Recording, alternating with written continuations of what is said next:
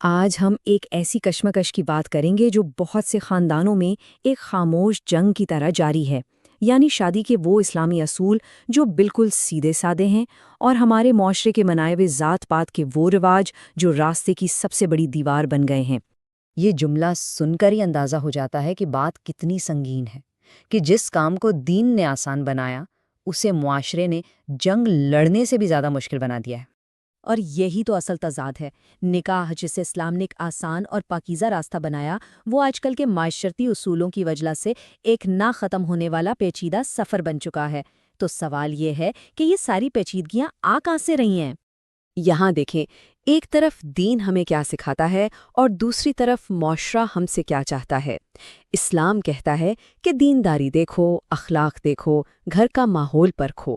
لیکن ہمارے معاشرے کی پہلی شرط کیا ہے؟ ذات، پیسہ اور شکل و صورت۔ اور یہ صرف کوئی خیالی بات نہیں ہے، یہ ایک کڑوی حقیقت ہے۔ کئی بار ایسا ہوتا ہے کہ والدین اپنی بیٹی کا رشتہ اپنی ہی ذات کے ایک ان پڑھ لڑکے سے تو کر دیں گے، لیکن کسی دوسری ذات کے اعلیٰ تعلیم یافتہ سلجھے ہوئے لڑکے کو قبول نہیں کریں گے۔ اس سے پتہ چلتا ہے کہ یہ سوچ کتنی گہری ہو چکی ہے۔ تو آئیے اب اس مسئلے کی اصل جڑ کی بات کرتے ہیں، اور وہ ہے ذات یا برادری کا جنون۔ یہی وہ پہلی اور سب سے بڑی دیوار ہے جس نے حلال کام کو تقریباً ناممکن بنا دیا ہے۔ برادری کا لفظ ہم سب نے سنا ہے، لیکن اس کا مطلب صرف خاندان نہیں ہے۔ یہ ایک پورا سوشل سسٹم ہے، ایک ایسا نظام جو یہ طے کرتا ہے کہ شادی کس سے ہو سکتی ہے اور کس سے نہیں، اور اس اصول کو توڑنا گناہ سمجھا جاتا ہے۔ اور پھر بات اس سے بھی آگے چلی جاتی ہے، یعنی کھاٹی تک۔ یہ تو انتہا پسندی ہے، مطلب صرف ایک ہی ذات کا ہونا کافی نہیں، بلکہ یہ شرط لگائی جاتی ہے کہ نسل در نسل خاندان میں کوئی شادی ذات سے باہر نہ ہوئی ہو، یعنی بالکل خالص خون۔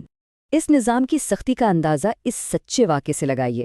لڑکا اور لڑکی دونوں ڈاکٹر، دونوں ایک ہی ذات سے تعلق رکھتے تھے، لیکن رشتہ صرف اس لیے ٹھکرا دیا گیا کیونکہ لڑکی کی بہن کی شادی کسی دوسری برادری میں ہوئی تھی۔ لڑکے والوں کا مطالبہ تھا کہ ہمیں کھاٹی رشتہ چاہیے جس خاندان میں کوئی ملاوٹ نہ ہو۔ یہ تشبیہ اس پورے عمل کی حقیقت کو سامنے لے آتی ہے کہ انسانوں کو ان کی قابلیت، ان کے کردار کی وجہ سے نہیں، بلکہ ان کے خاندانی پس منظر کی بنیاد پر بالکل سبزیوں کی طرح چھانٹا جا رہا ہے۔ اچھا، تو اس سب کی قیمت کون چکا رہا ہے؟ اس سماجی دباؤ کے نتائج کتنے سنگین اور نقصان دہ ہیں؟ اب ذرا اس پر نظر ڈالتے ہیں۔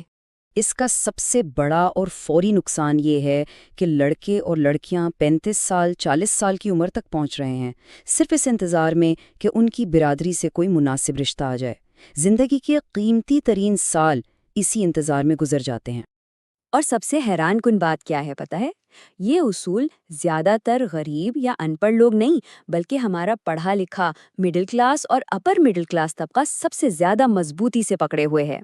جو لوگ دنیاوی طور پر جتنے کامیاب ہیں، وہ اس معاملے میں اتنے ہی تنگ نظر ہیں۔ اور یہاں آ کر بات سب سے خطرناک موڑ لے لیتی ہے۔ جب حلال راستے یعنی نکاح کو اتنا مشکل بلکہ تقریباً ناممکن بنا دیا جائے تو اس کا نتیجہ کیا نکلتا ہے؟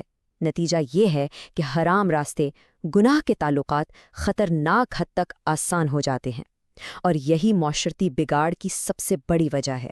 تو ٹھیک ہے، مسئلہ بھی سمجھ آ گیا اور اس کے نقصانات بھی دیکھ لیے، اب حل کی طرف چلتے ہیں۔ اس صورتحال کو بدلنے کے لیے کیا کیا جا سکتا ہے؟